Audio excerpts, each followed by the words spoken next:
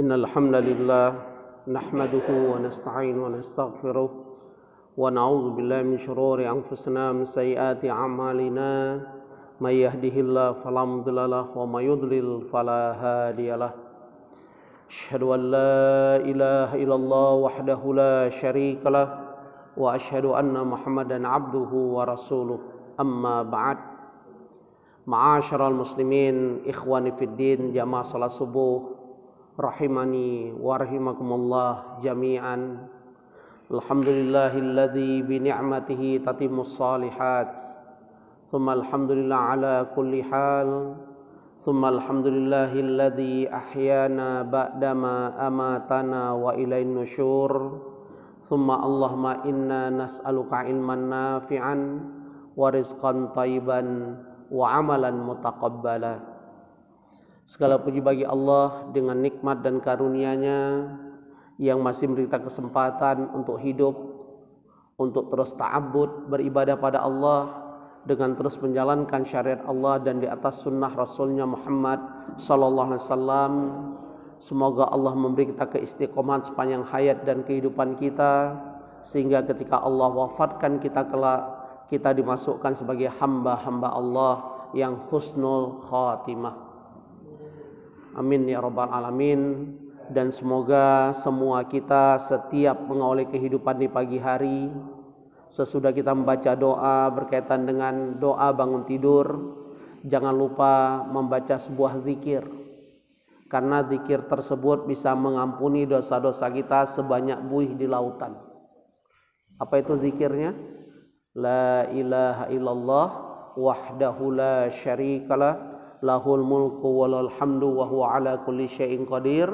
Subhanallah walhamdulillah wa la ilaha illallah wallahu akbar wa la haula wa la quwata illa billah. Terus apa lagi? Allahumma ighfirli. Barakallahu fiik.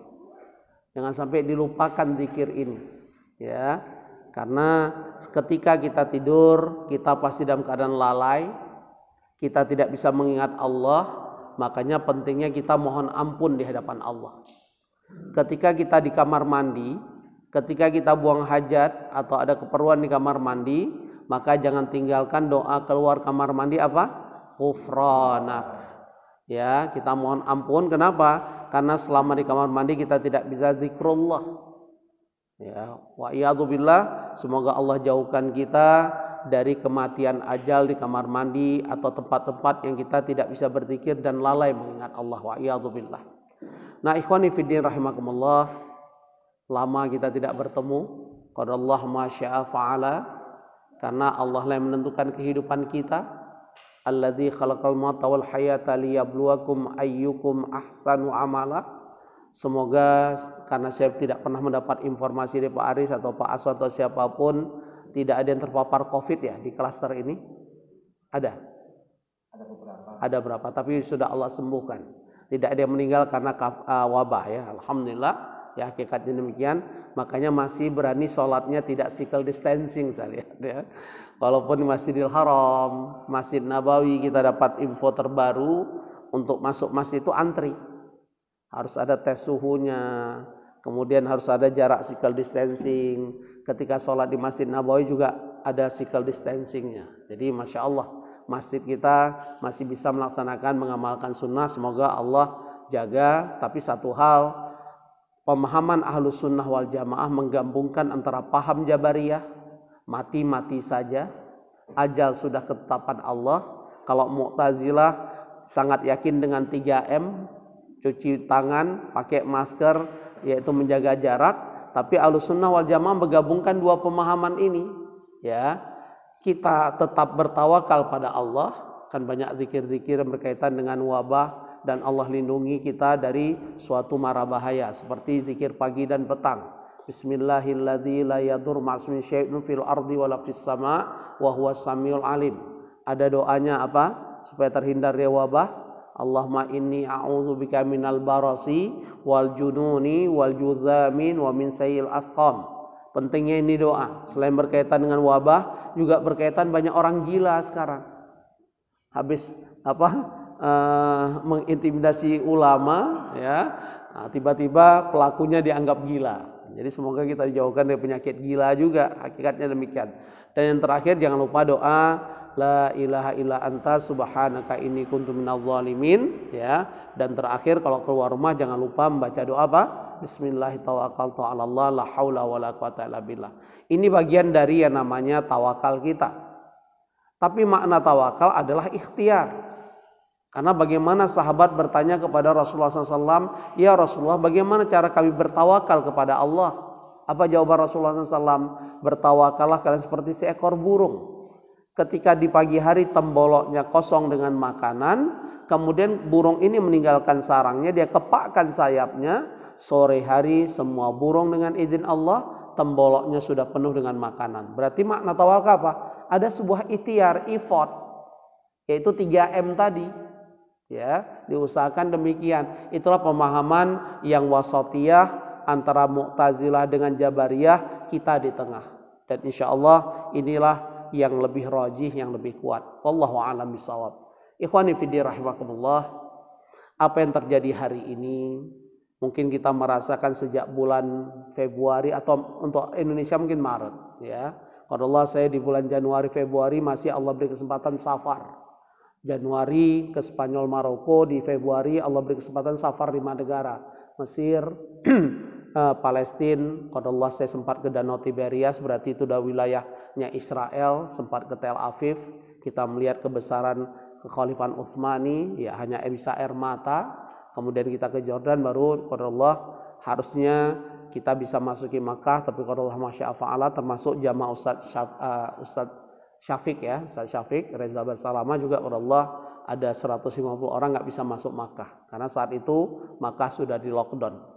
Apa yang terjadi hari ini dan terjadi sejak berapa bulan yang lalu, Allah sudah nyatakan dalam surah Al-Hadid, surat yang ke-57 di ayat 22. Ma asaba min musibatin fil ardi wala fi anfusikum illa fi kitabim min qabli an nabraha inna dzalika 'alallahi yasir.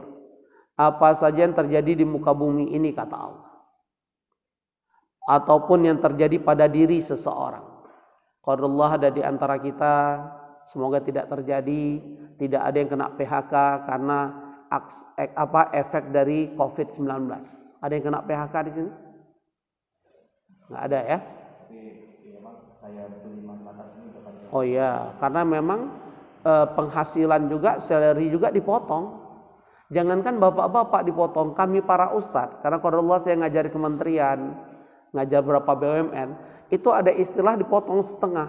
Ustadz mohon maaf pemasukan kami jauh berkurang. Apa demikian?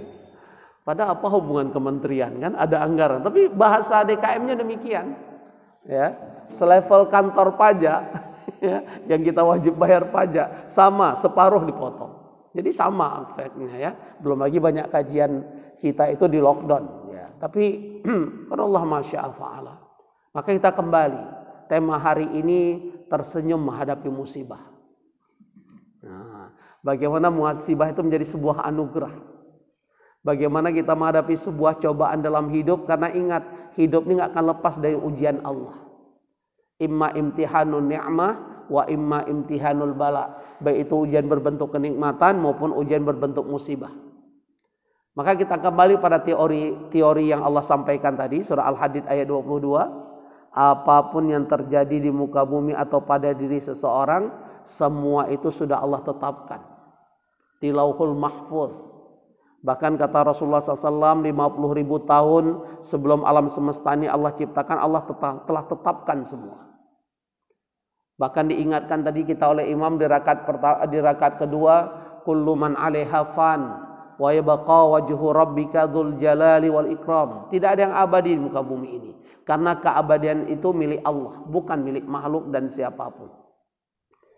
Maka Allah sudah ingatkan, Rasulullah SAW sudah mengingatkan apa yang terjadi hari ini dan hari-hari yang akan datang. Kalau Allah memberi kita umur, sudah ada yang namanya blueprint di tangan Allah Subhanahu wa ta'ala. Tinggal dengarkan nasihat Allah.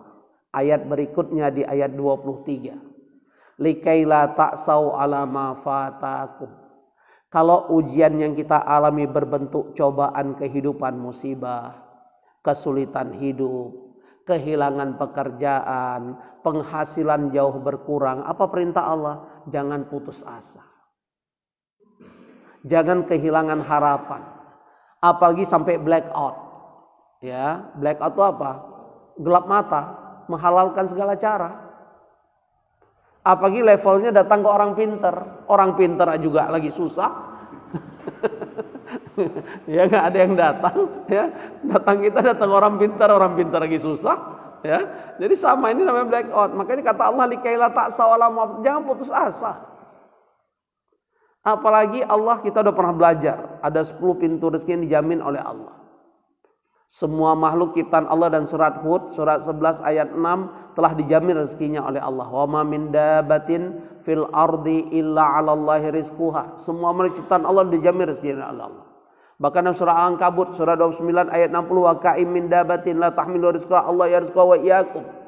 Betapa banyak makhluk ciptaan Allah enggak mampu mendatangkan rezeki untuk dirinya. Baik karena dia qadarullah apa ya, sakit atau cacat permanen dan sebagainya, Allah datangkan rezeki untuk hamba. Bahkan berkali-kali saya ingatkan untuk diri saya dan kita semua, belajarlah dari binatang bernama cicak. Cicak itu Allah tetapkan rezekinya nyamuk. Qadarullah cicak bisa terbang, nyamuk bisa terbang, cicak nggak bisa terbang, terbalik pula. Ya, nah, udah mulai junun juga. Ya, hakikatnya demikian. Jadi nyamuknya bisa terbang, cicaknya nggak bisa terbang. Kalau pakai akal logika, kira-kira cicak gimana? Minimal kurus kering, itu minimal. Pernah lihat nggak cicak di rumah kita kurus kering? Maksimalnya breaking news, seekor cicak mati bunuh diri. Pernah dengar nggak berita seekor cicak mati bunuh diri? Nggak ada. Ya ada cicak kita lihat gendut-gendut. Terus pernah lihat nggak cicak nekat? Karena jauh nyamuknya kejauhan, cicaknya loncat. Kalau jatuh patah tulang berarti kecimandi. Pernah dengar nggak berita? Itu kan nggak ada. Wa ma min dabatin fil ardi illa 'alallahi rizquha. Semua menciptakan dijamin rezeki oleh Allah. Bahkan Allah tegaskan lagi tadi surah Al-Ankabut ayat 60, wa ka'im min dabatin la tahmilu rizqaha Allah yarzuquha. Betapa banyak makhluk ciptaan Allah tidak mampu mendatangkan rezeki untuk dirinya. Makanya kita kenal lagu kita yang kita ingat, cicak-cicak. Cicak-cicak apa? Di dinding, diam-diam merayap. Datang seekor nyamuk. Coba nyamuk yang didatangkan Allah. Makanya teori ini keluarlah sebuah teori yang betul, kita yang mengejar rezeki atau rezeki yang mengejar kita? Rezeki mengejar kita. Karena siapapun yang mengejar rezeki maka kita akan mendengarkan keluhan dia, capek ya, aku stres. Kok capek hidup ini, kok mencari rezeki sekarang susah. Kalau kita pahami kembali kepada kaidah, rezeki yang mengejar kita, bukan kita yang mengejar rezeki. Maka ada pepatah lama, ada nasihat ulama Hasan Basri rahmatullah alaihi. Rezeki tahu di mana alamat rumah kita walaupun kita tidak pernah tahu di mana alamat rezeki kita. Hebat enggak? Bahkan nasihat beliau yang sangat indah, aku tidak pernah risau terhadap rezekiku. Karena aku tahu rezekiku sudah ada yang menjamin. Yang aku risau terhadap amal solehku. Karena amal solehku tidak ada yang bisa menjamin kecuali diriku sendiri. Indah kan nasihat ini? Kalau kita pahami insya Allah gak mungkin stres. Tetap tersenyum. Makanya Allah ingatkan, likaila ta'saw ala ma fatakum. Jangan putus asa terhadap apa yang luput pada dirimu. Kehilangan anak, kehilangan ini, kehilangan itu. Wa'iyadzubillah. Dan Allah juga ingatkan, wala tafrahu bima atakum. Jangan terlalu riang gembira sampai lupa diri, tidak pandai bersyukur, semakin jauh dengan Allah. Masih ingat nggak kajian kita dulu? Apa ujian di balik kesuksesan? Di antaranya apa? Orang semakin sukses, semakin dekat Allah atau pelan-pelan menjauh dengan Allah? Mana yang betul? Mau kalau begitu sukses Ustaz? Pada doa kita coba jujur, doa kita selama ini lebih banyak minta dunia atau akhirat? Yang bilang 50-50 juga keliru. Apalagi lebih banyak minta dunia, lebih keliru lagi. Wal akhiratu khairu wa abqa. Kan hakikatnya demikian, ya. Tapi ternyata di balik ujian kesuksesan yang kita harapkan siang malam, Bahkan kalau boleh jujur tidak sedikit dalam sholat kita, kalau kita sedang di puncak kesibukan, masih mikir kesibukan dalam sholat. Betul apa betul? Apalagi baru buka usaha. Ya, begitu buka usaha karyawannya membuat pegel kepala. Kira-kira dalam sholat mikir nggak? Nah itu contoh. Ya, apa yang saya omongkan saya pernah mengalaminya, makanya saya tutup usaha itu daripada pegel, ya kan? Ya, jadi kalau kita pengusaha itu yang paling berat bukan mencari rezeki Allah, karunia Allah, karena Allah sudah menjamin. Yang paling berat menghadapi karyawan, pegel gitu. Nah, ya kan? Nah, ini yang usaha-usaha paham banget bahasa saya ini. Ya, makanya saya tutup daripada pegel, nggak khusyuk sholat, banyak kehilangan amal soleh, dan ternyata ada ayat bahwa orang yang mengejar orientasi dunia, disibukkan dunia, dia akan kehilangan akhirat banyak. Coba buka surah Al-Qiyamah. Surat 75 ayat 20 dan 21. Kalla bal tuhibbunal ajilah wa tadharunal akhirah. Terus ada orang bilang, Ustadz saya usaha ini supaya jadi orang dermawan. Itu kan teori. Teori dari Allah. Orang makin kaya, makin dermawan atau makin pelit? Surat apa ayat berapa? Saya traktir sarapan pagi, bebas. Surat Ma'arij, surat 70 ayat 21, masih ingat nggak? Wa idza massahul khairu manu'a. Apabila diuji kesuksesan, ini kata Allah. Siapa yang bisa bantah Allah? Yang bisa bantah Allah berarti sudah tertanam keimanan. Tapi secara fitrah, secara basic insting manusia ini dermawan Allah ciptakan atau kikir? Kikir. Kenapa manusia kikir? Allah juga memberi jawaban yang lugas, yang tegas. Lihat surah Al-Fajr, surah 89 ayat 20. Wa tuhibbunal mala hubban jamma. Kamu terlalu cinta dengan hartamu. Bahkan Allah ulangi lagi penjelasan ini dalam surah Al-Adiyat surat 100 ayat 8. Wa innahu lihubbil khairi lasyadid. Terlalu cinta dia. Jadi jangan coba-coba ya, pakai bersumpah kayak Korun. Korun itu tadinya hamba Allah loh. Kalah kita. Tapi Korun bilang nggak enak ya Allah jadi orang kiri. Disalamin separuh, kagak dilihat. Kita omong benar pun dianggap salah karena kere sih. Salaman separuh tadi itu. Udah separuh nggak dilihat kan, betul kan? Kan itu pengalaman hidup masalahnya. Ya. Ya kan, experience is the best teacher. Kan gitu ada istilah kan. Pengalaman itu guru yang terbaik, nggak mudah. Makanya berkali saya sampaikan ke jamaah, karena kalau Allah saya pernah diuji ke level itu pasca tsunami Aceh, karena saya korban tsunami. Yang paling berat itu bukan mencari karunia Allah atau rezeki Allah, yang paling berat kehilangan status. Nggak dianggap orang. Ucapan kita belepotan benar pun orang kiri apa kita dengar. Saya ingat anekdot teman ya. Kapan nih mau ambil S3? Terus saya tanya, ya kan kita mencari ilmu tidak harus titel. Enggak, Fik. Kalau kita udah S3, salah kita ngomong pun masih didengar orang. Apa gitu bahasanya? Astagfirullah. Ya, sampai S3. Apalagi udah profesor ya, lebih dahsyat lagi kan. Sampai demikian wa'iyadzubillah. Padahal ada hadis riwayat Muslim. Betapa celakanya orang menuntut ilmu hanya untuk tujuan duniawi. Mereka salah satu golongan yang dimasukkan neraka. Ya, karena niatnya bukan karena Allah.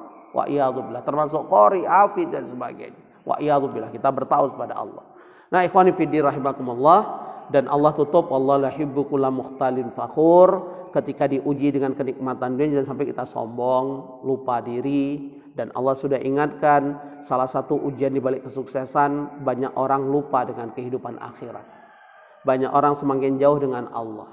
Banyak orang membuat dirinya sombong. Betul tidak? Ya.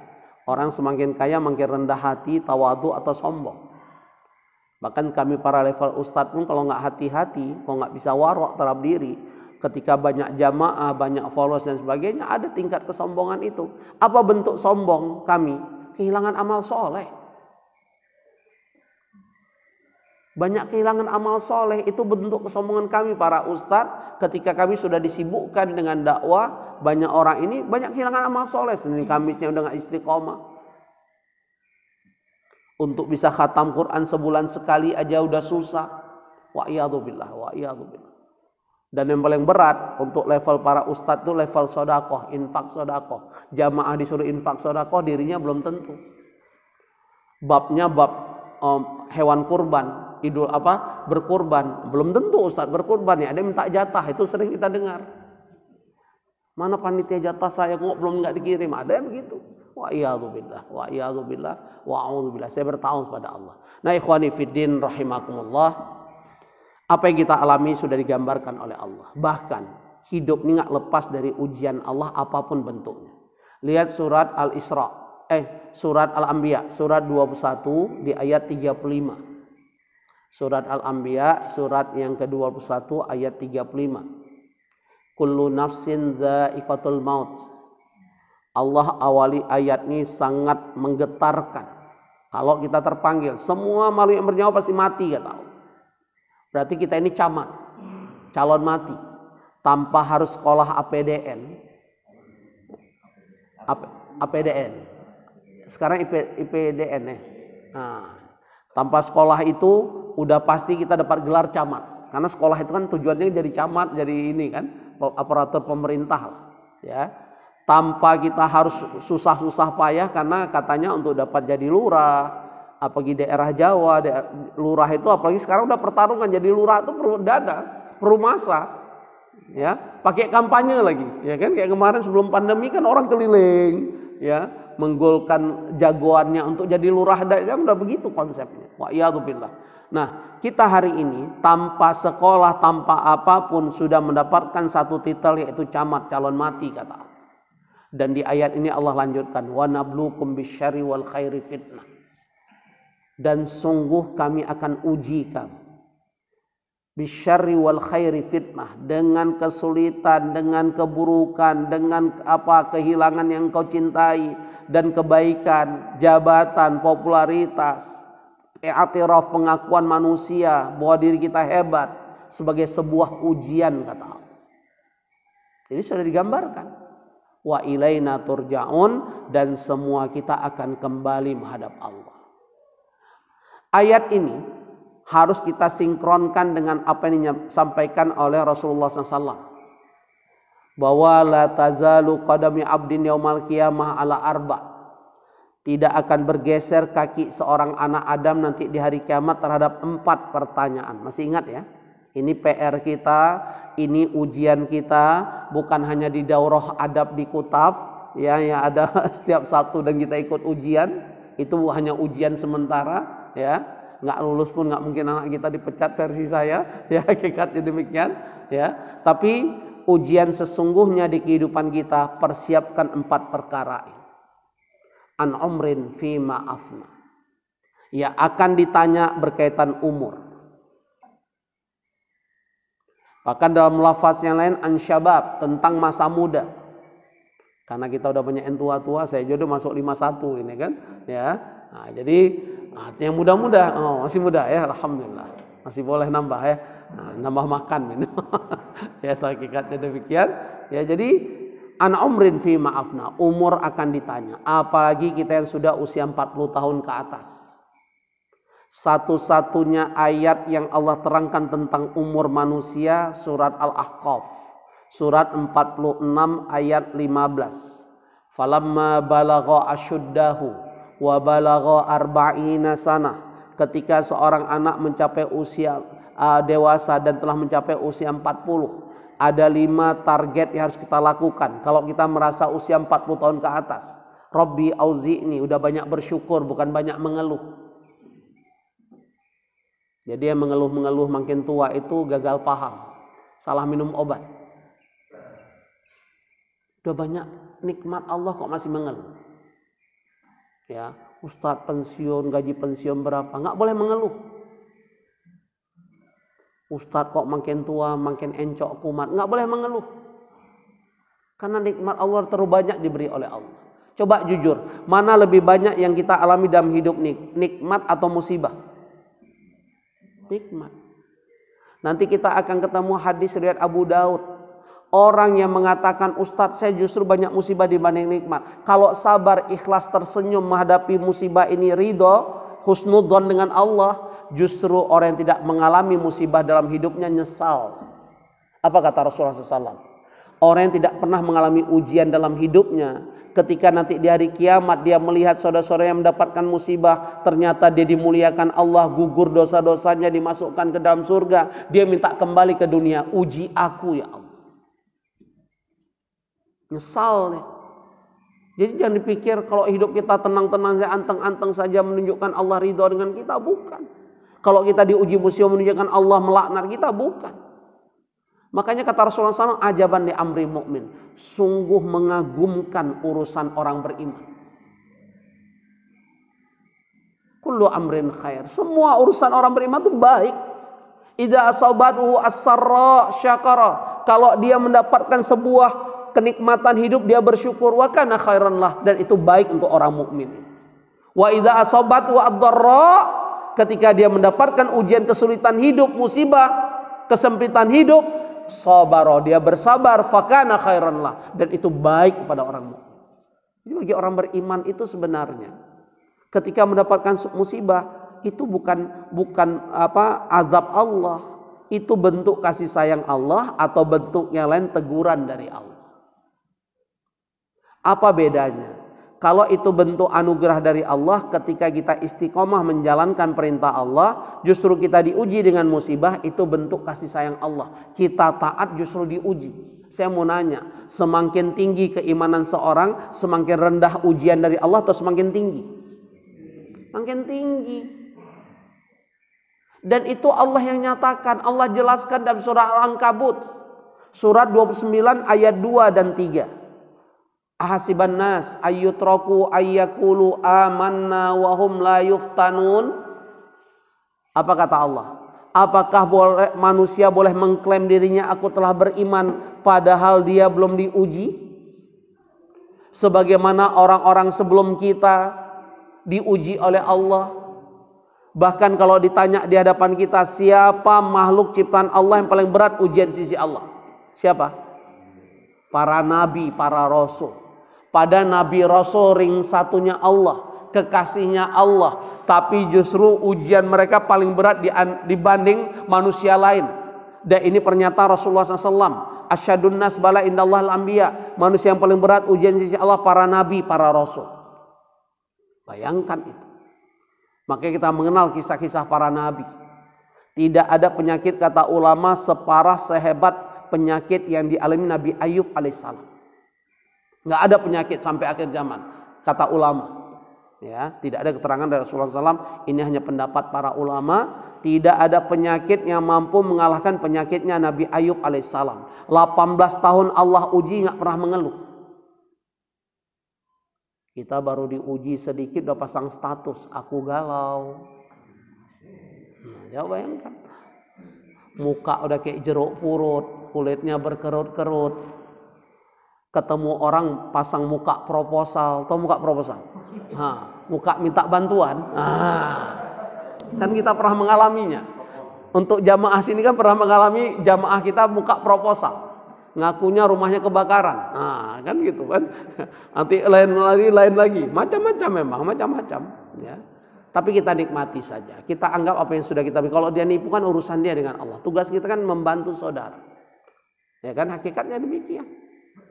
Tahun ya, apapun keadaan dia bohongin kita, itu urusan dengan Allah ya, nanti insya Allah ketahuan sendiri, insya Allah.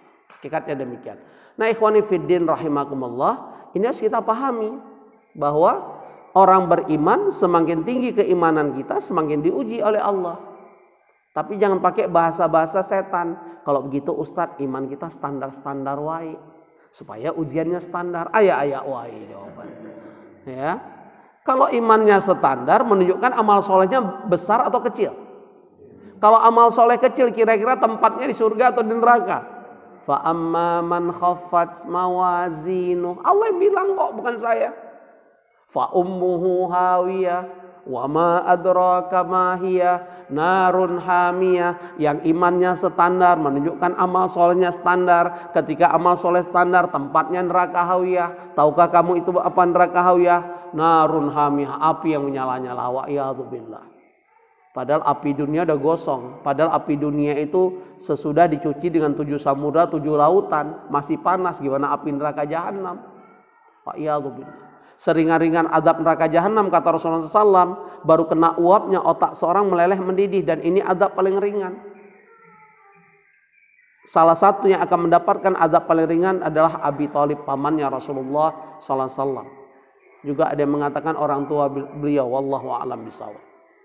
Tapi harus kita pahami, kita yakini seringan-ringan azab neraka jahanam belum masuk, masih welcome party. Kalau kita di hotel bintang 5 kan ada welcome drink gitu kan.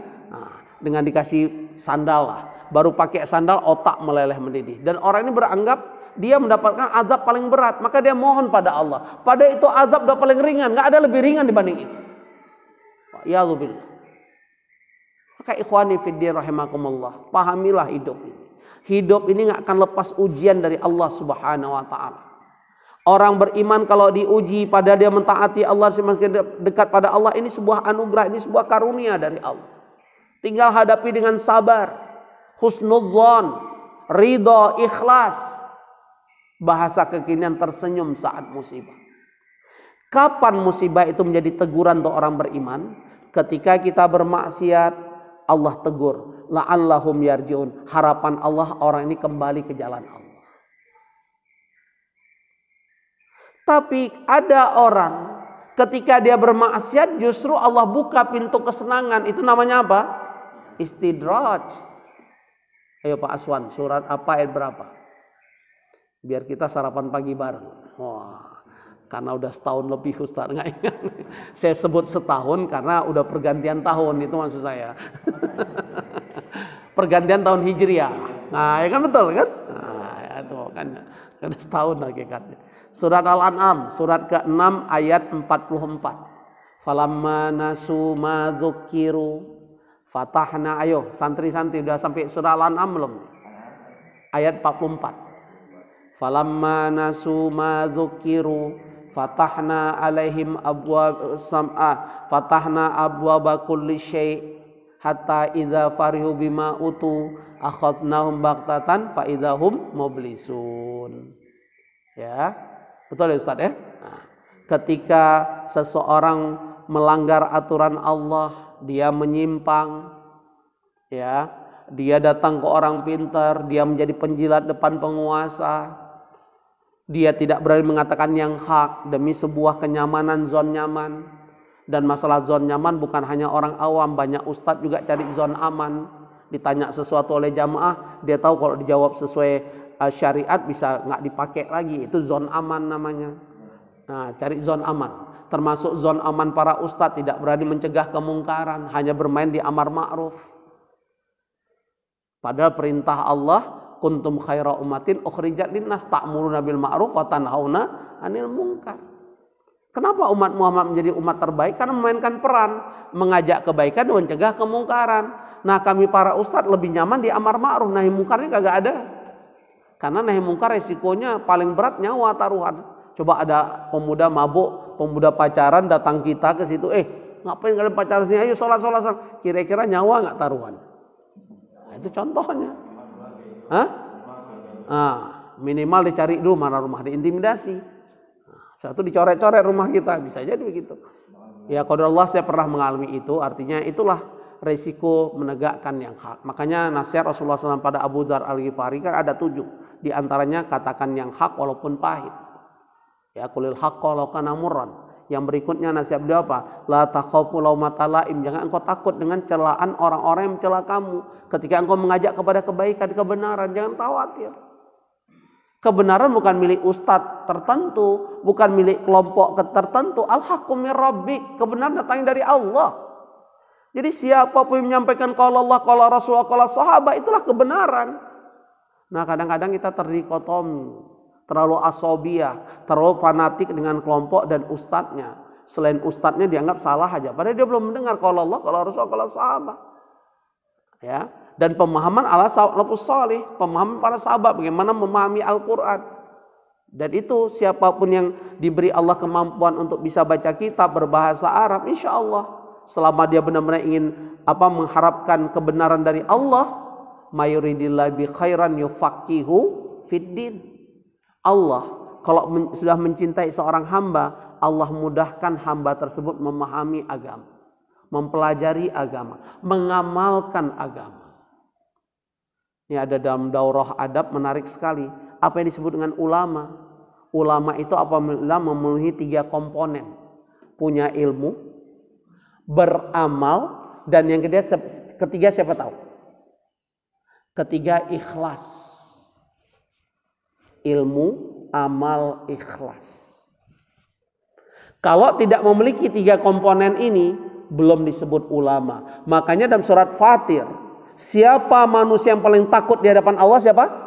Ulama. Innama yakhshallah min ibadil ulama. Tapi ulama yang disebut ulama itu apa? Apabila memiliki 3 komponen dia, ilmu, amal, dan ikhlas dalam beramal. Makanya tadi ada 3 golongan pertama masuk neraka kan salah satunya alim, seorang ulama, seorang qori. Wa iyadzubillah wa a'udzubillah. Pentingnya beramal. Makanya Allah menyebutkan dalam surat As-Saff, kabura maqtan indallahi an taqulu ma la taf'alu. Celaka orang menyampaikan sesuatu, wa iyadzubillah, kami para ustadz bisa duluan masuk neraka. Bahkan digambarkan oleh Rasulullah SAW ketika seorang alim dia mengajak manusia untuk melakukan kebaikan, dia sendiri tidak mengamalkannya. Ketika seorang alim mencegah manusia untuk melakukan kemaksiatan, dia sendiri justru menabrak melaksanakan kemaksiatan tersebut, wa iyadzubillah. Digambarkan orang ini di neraka akan berputar-putar seperti pedati, ususnya terburai, wa iyadzubillah. Dan orang-orang penduduk neraka mengenal sosok orang ini. Ketika ditanya, kenapa engkau bersama kami? Padahal engkau mengajak kami kepada kebaikan. Engkau mencegah kami kemungkaran. Tapi kenapa engkau berada di sini? Maka sang alim menjawab, benar, aku melakukan itu tapi aku tidak berbuat, wa iyadzubillah. Maka sosok ulama tadi apa? Ilmu, amal, dan ikhlas. Adapun ikhlas itu amalan hati. Tidak ada yang tahu. Apa yang saya niatkan di sini tidak ada yang tahu. Hanya di saya dengan Allah. Tapi satu hal yang kita pahami, semua amalan tidak dasari ikhlas tidak menjadi amal soleh di hadapan Allah. Semua amalan tidak dasari ittiba, mutaba'ah, tidak sesuai dengan tuntunan Rasulullah SAW, tidak menjadi amal soleh di hadapan Allah. Makanya Allah gambarkan nanti betapa banyak hamba Allah yang bangkrut. Dia merasa beramal di kehidupan dunia, ternyata amalnya tidak menjadi amal soleh di hadapan Allah. Lihat surah Al-Kahfi. Surat 18 ayat 103 dan 104. Qul hal nunabbi'ukum bil akhsarina a'mala. Katakanlah, maukah kami beritahu siapa orang yang paling rugi amal perbuatannya? Alladzina dhalla sa'yum fil hayati dunya, mereka yang sia-sia amal perbuatannya di dunia. Wa hum yahsabuna annahum yuhsinuna sun'a. Padahal mereka beranggapan perbuatan mereka itu udah baik. Saya melakukan ini kan syariat, Ustaz. Contoh misalnya, azan di telinga mayit ketika mayit dimasukkan ke liang lahat. Azannya kan syariat, Ustaz. Betul. Tinggal pertanyaannya, ada nggak tuntunan dan perintah? Baik secara dalil nakli, dalil tidak ada, pakai akli pun juga aneh. Coba, fungsi azan apa? Apa fungsi azan? Memanggil orang untuk sholat. Yang kedua apa? Tanda waktu telah masuk. Kan nggak boleh kita azan zuhur sekarang. Itu contohnya, karena belum waktunya. Nah, terus apa fungsi iqomah? Ya, begitu iqomah ditegakkan harus sholat, betul tidak? Nah, berarti nakli dalilnya kita nggak menemukan bahwa si mayit harus diazankan. Yang kedua secara akal pun nggak masuk. Kalau si mayit diiqomahkan berarti mayit disuruh sholat. Mayitnya gue sholat dulu, kira-kira kabur semua nggak? Ngeles, orang ini ngeles. Karena saya bertanya, kenapa diazan? Ngelesnya apa? Bukan untuk si mayit, padahal jelas-jelas telinga si mayit diazan. Masih ngeles, ini untuk kita yang hidup. Terus kita jawab, kalau kita yang hidup belum saatnya, baru diam. Tapi dia besok diulangi lagi. Karena Allah sudah membahasakan, Allah sudah menggambarkan, nggak mudah menyampaikan yang hak. Ketika itu sudah menjadi kebiasaan dan tradisi. Surat apa ya berapa? Ini belum keluar nih voucher saya sarapan pagi. Ya. Lihat surah Al-Baqarah, surat kedua ayat 170. Wa idza qila lahum ta'alau ila ma anzalallah. Ya, apabila dikatakan kepada mereka ikutilah apa yang diturunkan Allah, qalu bala, pasti jawabannya enggak. Nah, itu udah begitu. Karena kebiasaan kami, nenek moyang kami ya begitu. Apalagi udah bahasa pokoknya, kumaha aing, udah susah itu. Nah, udah pokoknya, udah kumaha aing, berbuih kita sampaikan kebenaran nggak sampai. Sama dengan orang asobiyah fanatik. Apapun yang kita sampaikan dianggap salah. Yang betul cuman kelompoknya. Ustadznya itu kalau udah asobiyah, fanatisme. Makanya Allah ingatkan kullu hisbin bima ladaihim farihun. Setiap kelompok bangga dengan komunitas. Wa'iyadzubillah. Wa'iyadzubillah. Padahal jujur saya katakan dapat ilmu ini indah sekali dari seorang ustadz dalam kajian. Karena saya sebagai wali santri harus mendengarnya. Kenapa banyak orang berpaling dari perintah Allah? Kenapa kita ini satu masjid bisa berbeda-beda cara kita memahami syariat Allah? Allahnya satu, Rasulnya satu, kitabnya satu, ajaran. Kenapa bisa berbeda-beda? Allah yang menjawab. La ya'lamunal haqqa. Karena kebanyakan kita itu nggak mengetahui kebenaran. Coba buka surat Al-Anbiya ayat 24. Surat 21 ayat 24.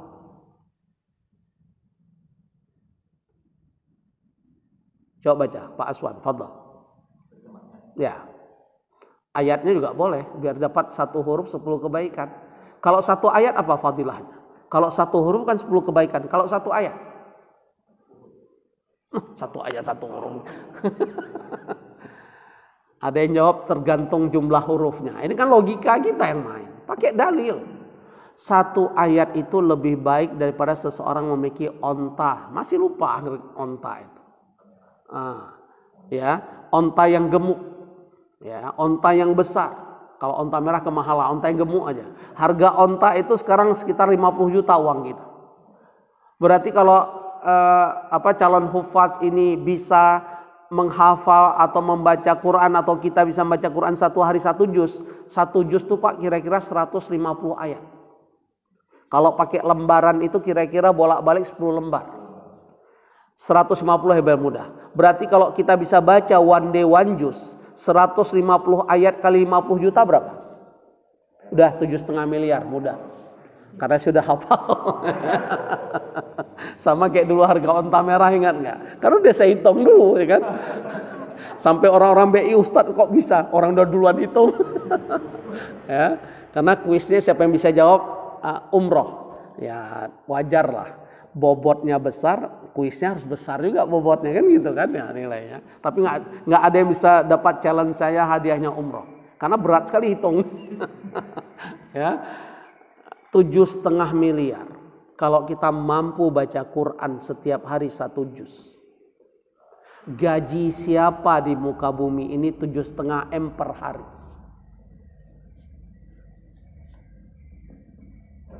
Makanya perintah Rasulullah SAW iqra'ul Quran. Fa innaha sayati yaumal qiyamati syafi'an li ashabi. Bagaimana makanya aneh tema khutbah saya dalam bulan ini itu tentang good looking dalam pandangan Islam. Good looking. Tahu kenapa? Gara-gara ada pejabat kita bilang bahwa paham radikal terpapar di masjid-masjid khususnya masjid kementerian, pemerintahan, anak-anak yang good looking. Dia terangin lagi, good looking maksud dia itu hafal Quran, bisa bahasa Arab, mendapatkan simpati. Jadi poin saya. Nah ya, mau di kementerian saya khutbah itu juga, ya biar tahu mereka. Justru Islam, Allah dan Rasul memerintahkan kita good looking. Innallaha jamilun yuhibbul jamal. Terus selalu saya ingatkan dalam Jumat banyak orang masih pakai kaos oblong, pakai baju sembarangan. Kalau di kementerian lebih sedih lagi kita. Banyak jamaah itu pakai training sholat Jumatnya. Karena di kementerian itu hari Jumat olahraga. Habis olahraga kerja bakti. Betul kan? Itu udah kaidah coba nggak berubah-ubah. Mau rezim manapun. Ya. Jadi itulah aneh menurut saya udah. Ujung-ujungnya dia cari tembok di masjid. Khotib belum naik mimbar udah pada ngorok.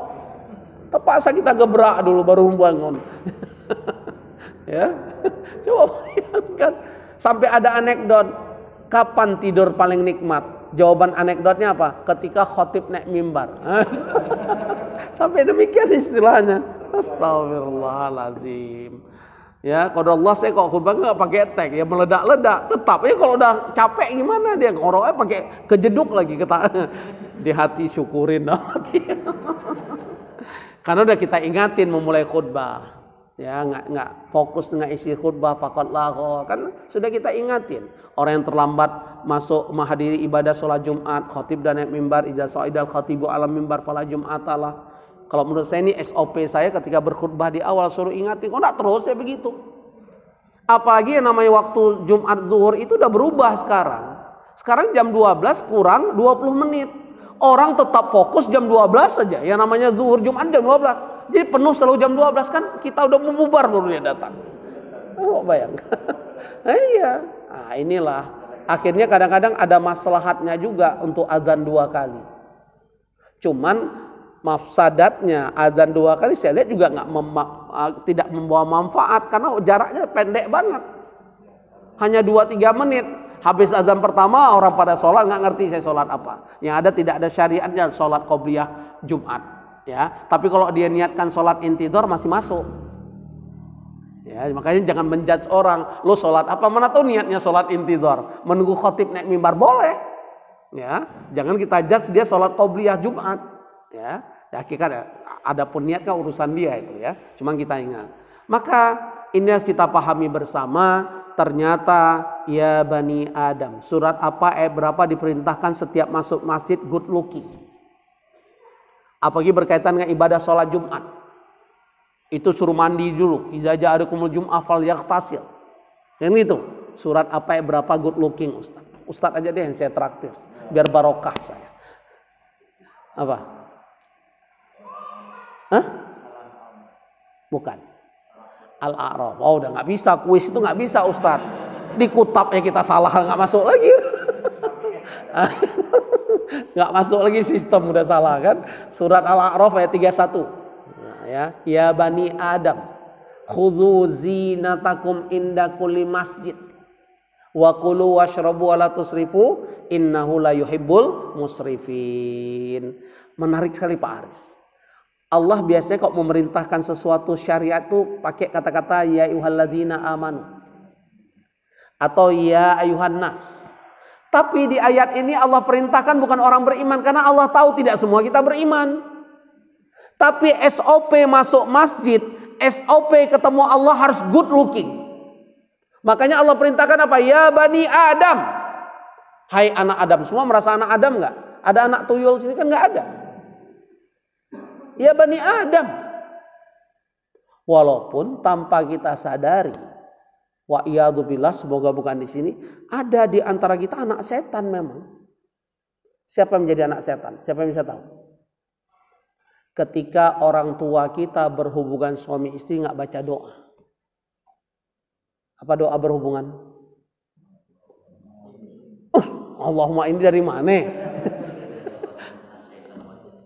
Oh, pantas dapat satu lagi, yang lain nggak pantas.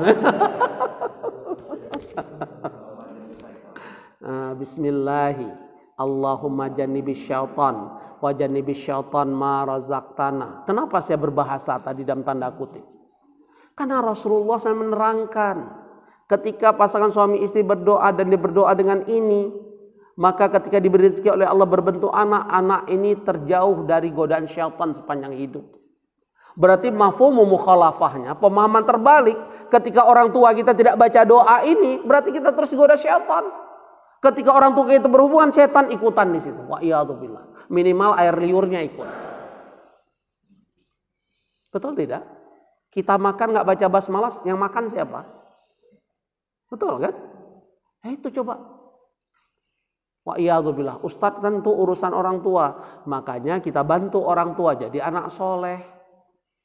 Supaya setiap amal soleh kita pahalanya mengalir kepada kedua orang tua. Dalilnya ada. Al-waladu ala kasbihi, hadis riwayat Ahmad. Ya, ini kata Syekh Albani Hasan Sahih.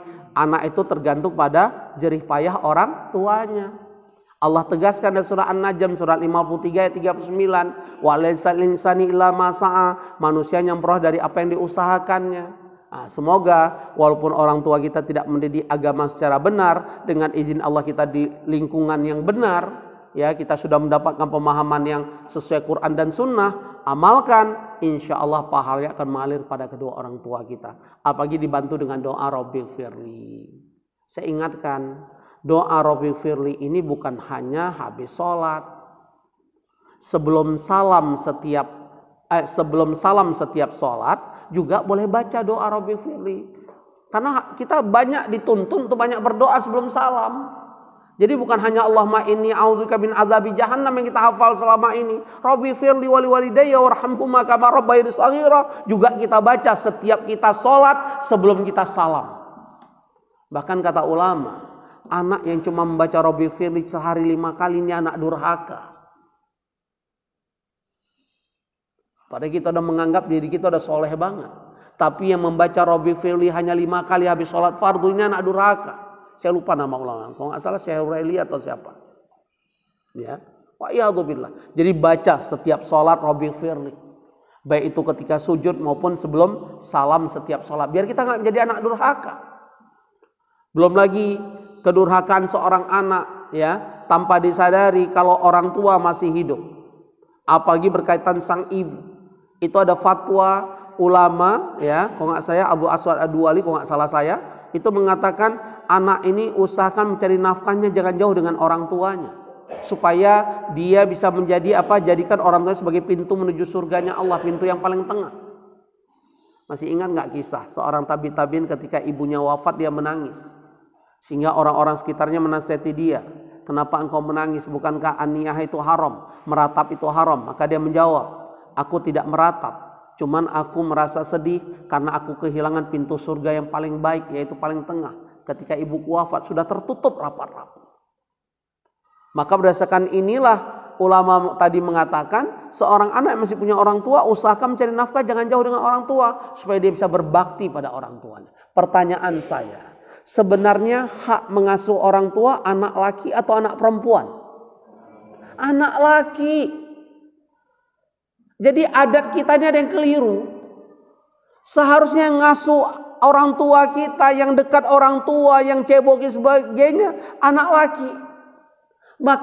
Makanya itulah hikmah, salah satu hikmah kenapa anak laki ketika warisan itu 2 bagian, kenapa? Dia bertanggung jawab terhadap ibunya, terhadap saudari perempuannya yang belum menikah.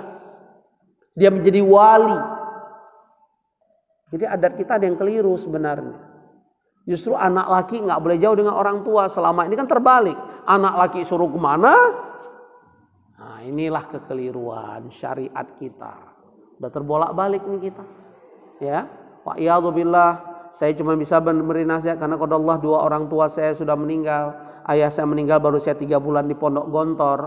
Qadarullah ibu saya wafat dalam peristiwa tsunami dan tidak ditemukan jenazahnya. Allahumma firlahuma, ya. Nah, yang masih punya orang tua, jadikan mereka ini target pintu meraih surga. Jangan sampai terlambat, jangan sampai menyesal.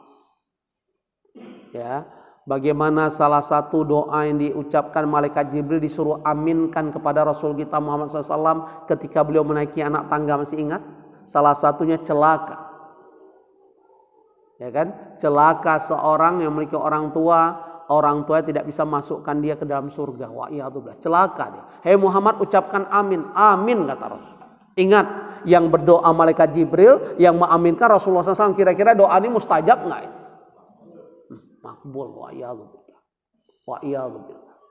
Makanya disebutkan ridallah fi ridal walidain wa sukhtullah fi sukhtil walidain. Hakikatnya demikian. Ridha Allah terletak pada ridha kedua orang tua, kemurkaan Allah terletak pada kemurkaan kedua orang tua. Semoga yang masih punya orang tua, ayo jadikan target. Bahkan saya siap pasang badan. Kalau ada orang tua curhat ke saya, anaknya tidak memperhatikan, anaknya tidak membahagiakan orang, saya siap pasang badan untuk orang tua. Wa'iyadzubillah. Sungguh keliru anak ini. Nggak akan bahagia di dunia akhirat ketika dia tidak mampu berbakti, berbuat baik, memuliakan dan membahagiakan orang tua. Ingat, kebahagiaan orang tua tidak mutlak dengan materi. Betapa banyak orang tua curhat ke saya, anak saya sukses, tapi saya merasa kehilangan anak, Ustaz. Gimana nggak hilang anak? Biasanya kalau orang tua sudah dikasih oleh anak setiap bulan, kira-kira anak ini menghormati orang tuanya atau menganggap orang tuanya seperti bawahannya, kacungnya. Wa'iyadzubillah. Padahal memang kewajiban kita menafkahi orang tua. Anta wa malu kali abik. Ketika seorang anak curhat, ya Rasulullah, ayahku mengambil hartaku tanpa izinku. Maka perintah Rasulullah SAW menyampaikan pada anak durhaka ini, anta wa malu kali abik, kamu dan hartamu milik ayahmu. Karena kita sebagai orang tua yang udah sekarang jadi orang tua, nggak mudah kan besarin anak, betul nggak? Besarin anak ayam mudah deh, cari sendiri makan. Saya lagi merah ayam kate nih, selama lockdown nggak ada sampai zikir-zikir ayam kate, ya kan? Kita lihat begitu menetas sudah bisa cari sendiri, aman ya udah, ya. Nah, inilah yang harus kita pahami. Nah, ikhwani fiddin rahimakumullah, karena waktu kita belum masuk tema tersenyum saat musibah. Kenapa harus tersenyum? Ternyata ada 10 keutamaan dan kaidah. Ada 10 keutamaan dan 10 kaidah menghadapi ujian hidup. Salah satunya apa? Lasta wahda. Ketika kita diuji oleh Allah dalam hidup ini, kita bukan satu-satunya orang yang Allah uji. Pak Aswan kehilangan anak yang beliau cintai. Pak Aswan bukan satu-satunya, ada saudara kita sebelumnya. Ketika kita kehilangan pekerjaan jabatan, kita bukan orang satu-satunya. Itu salah satu kaidah insya Allah kita akan pelajari. Terakhir saya ingin tutup. Hidup ini adalah ujian dan kita hafal dalam surah Al-Baqarah di ayat berapa? 155. Wala nabluwannakum bisyai'in minal khaufi wal ju' wa naqsim minal amwali wal anfusi wath thamarat wa basyiris sabirin. Syaratnya sabar. Supaya kita termasuk kelompok yang Allah gembirakan, yang Allah angkat derajat. Ciri-ciri orang sabar begitu dapat musibah, ucapan dia pertama apa? Inna lillahi wa inna ilaihi raji'un. Bahkan masih ingat nggak riwayat ketika seorang wanita kehilangan orang yang dia cintai, anaknya, datang Rasul menasihati dia, isbiri, sabarlah. Wanita ini sempat memberontak. Ya, selain tidak paham agama, tidak tahu siapa yang menasehati, begitu tahu dia Rasulullah SAW, dia menyesal, dia datang ke rumah Rasulullah SAW. Apa kata Rasulullah SAW? As-sabru fi awalil musibah. Sabar itu di awal musibah. Bukan udah sekian menit baru ingat, innalillah, keliru. Begitu dapat musibah, ucapan pertama, innalillahi wa inna ilaihi raji'un. Syukur-syukur bapak-bapak sudah hafal doa sesudah itu. Allahumma ajirni fi musibati. Lanjutkan. Wahlufli khairan minha. Pasti bapak bilang, oh Pak, Pak siapa namanya? Pak Imanto, Pak Iman sampai lupa. Itulah udah setahun nggak ketemu Pak Iman kita ini. Pak Imanmu nggak pernah WA, yang berdua masih aman ya kan? Khususnya lagi cari sapi, udah hari H baru cari sapi. Mau yang murah lagi. Ya, udah dikasih murah. Jadi Pak Imanto jangan dianggap oleh jamaah, oh Pak Imanto hafal karena beliau kena musibah. Bukan, kita akan dapat suatu saat. Harus hafal. Karena doa ini bukan untuk kita yang kena musibah. Saudara kita yang kena musibah juga kita doakan. Allahumma ajirka fi musibatika wahlufka khairan minha. Jadi semua kita harus hafal. Karena hidup ini gak lepas dari ujian dan musibah. Bahkan kenikmatan hidup juga ujian dari Allah. Pandai bersyukur atau tidak. Tadi kita sudah ketemu surah Al-Qiyamah. Padahal kita sudah pernah pelajari ujian di balik kesuksesan ada 5, banyak banget. Jauh dengan Allah, kehilangan amal soleh, sombong, ya kan? Bahkan mati bisa penuh, mati dalam kekufuran. Fala tu'jibka amwaluhum wala auladuhum innama yuridullahu yu'adzibahum biha fil hayati dunya wa tazhaqu anfusuhum kafirun. Surah At-Taubah 55 dan 85. Dalam surat yang sama Allah ulang 2 kali, fala tu'jibka amwaluhum. Jangan kagum dengan orang yang kaya. Jangan terpesona dengan orang yang memiliki harta dan jabatan. Allah ingatkan, kenapa? Innama yuridullahu liyu'adzibahum biha fil hayati dunya. Karena Allah menginginkan di balik kesuksesan mereka menjadi azab untuk kehidupan mereka.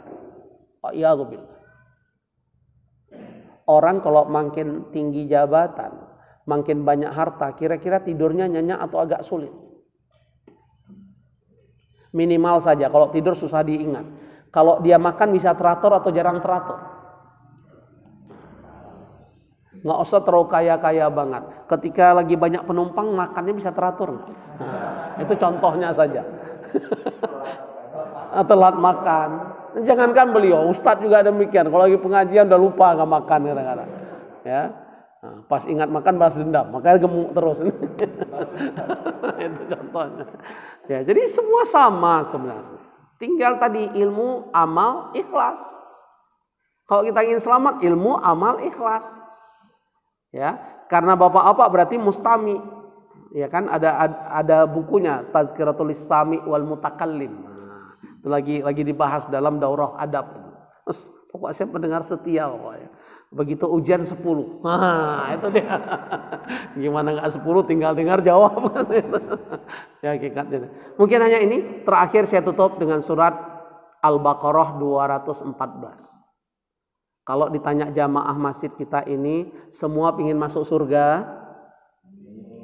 Apa syarat masuk surga? Tidak cukup dengan amal soleh.